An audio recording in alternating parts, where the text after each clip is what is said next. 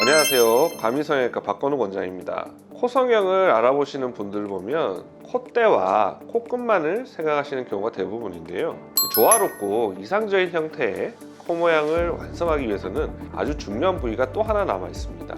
바로 이 콧볼입니다. 오늘은 예쁜 코를 완성하는 콧볼 거상에 대해서 상세하게 알려드리겠습니다.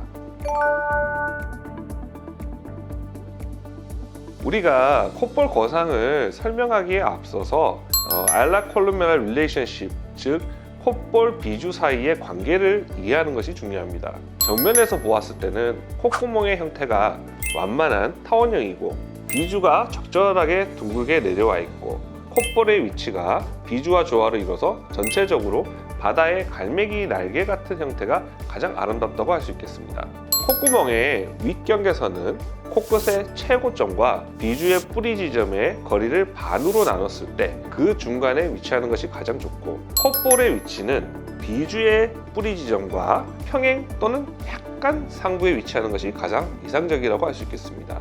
이상적인 콧볼 비주 모양을 만들기 위해서 필요한 수술 내용들은 크게 세 가지인데, 오늘 설명드리고자 하는 콧볼 거상, 비주의 모양을 아름답게 만드는 비순각 성형술, 콧구멍 모양을 타원으로 만들면서 콧구멍 노출을 줄이는 비공 내리기 수술입니다. 자, 비순각 성형술에 대해서는 이전 촬영 영상을 참고해 주시면 좋겠습니다.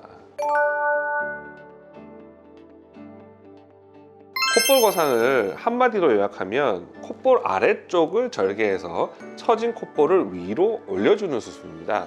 콧볼 축소가 콧볼의 위치를 가로 방향으로 이동해 폭을 줄여주는 수술이라면, 콧볼 거상은 콧볼의 위치를 세로 방향으로 이동시켜서 위쪽으로 올리는 수술이죠. 콧대와 코끝이 아무리 높고 예뻐도 콧볼이 아래로 내려와 있으면 코가 길어 보이고 콧구멍이 드러나고 들창코 같은 느낌이 나면서 코가 어딘가 어색해 보이고 예뻐 보이지 않습니다. 이러한 현상의 원인을 정확히 분석하지 못하고 코 재수술을 반복하는 경우가 흔한데요. 콧볼 거상을 하면 균형 잡힌 코끝을 만들 수가 있겠습니다. 크게 측면에서 보았을 때 6가지 형태로 구분지어서 설명하는 게 일반적인데요. 1형은 비주가 처진 경우로, 2형은 콧볼이 위로 딸려간 경우 콧볼 거상의 대상이 되지 않고요.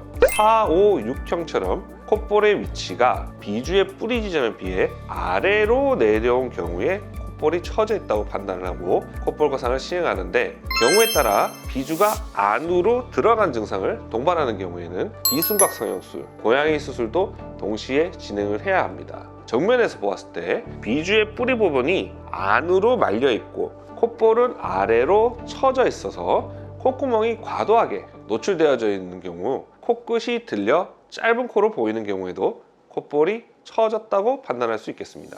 선천적으로 이러한 형태의 코를 가지신 분들도 많지만, 인중 축소 수술을 받은 후에 인중의 피부 조직량이 부족해져서 수술 부작용으로 콧볼이 당겨져서 콧볼 처짐이 발생해서 고민하는 분들도 많이 있습니다. 이러한 경우에도 콧볼 거상을 통해 콧볼의 위치를 올려주면 간단하게 개선을 할 수가 있습니다. 코의 형태를 전체적으로 개선하기를 원한다면 콧대, 코끝을 함께 수술해야 되겠지만, 다른 부분은 그대로 두고 콧볼 처짐만 개선하기를 원한다면 콧볼 거상만으로도 충분한 효과를 볼 수 있고, 경우에 따라서 콧볼 축소를 함께 하면 더 좋은 결과를 낼 수도 있습니다. 콧볼이 처짐과 동시에 폭이 넓어서 코가 펑퍼짐하고 뭉툭해 보이는 경우 콧볼 축소와 콧볼 거상을 병행하면 콧볼의 너비와 크기도 줄여주는 효과가 있으므로 콧볼 모양을 더욱 확실하게 개선할 수 있는 것이죠. 간혹 콧볼은 처져 있고 비주가 안으로 심하게 말려 있는 경우라면 콧볼의 높이를 안으로 말려 있는 비주의 뿌리까지 거상을 했을 때 인중이 상대적으로 길어 보이게 돼서 미용적으로 좋지 않습니다. 이럴 때에는 비순각 성형술로 비주를 조금 내리고 그 위치에 맞춰서 콧볼 거상의 높이를 설정하고 수술을 하는 것이 좋겠습니다.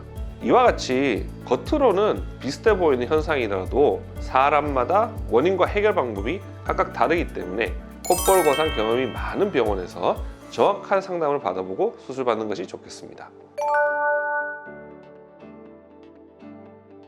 콧대, 코끝 등 어떤 코 수술을 하셨더라도 콧볼 거상 수술을 단독으로 하는 데는 문제가 없습니다. 이전에 콧볼 축소를 많이 하셔서 콧구멍이 아주 작아져 있는 분들에게 콧볼 거상을 하면 콧구멍이 더 작아지는 것이 아닌지 질문을 하시는 경우가 있는데요.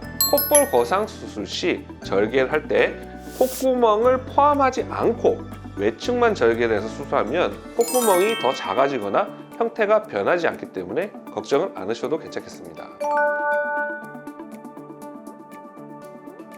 콧볼 거상 수술을 하면 수술 시간은 30분 이내로 끝이 나고요. 수면 마취로 수술을 진행하며 입원 치료도 필요가 없습니다.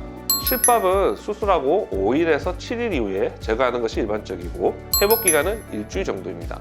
흉터 걱정을 하시는 분들도 있는데요. 콧볼 거상 절개 라인은 콧볼의 굵은 주름을 따라서 들어가게 됩니다. 처음 3개월에는 수술 자국이 보일 수 있겠지만 상처가 다 아문 후에는 주름에 흉터가 가려져서 거의 보이지 않기 때문에 걱정하지 않으셔도 좋겠습니다.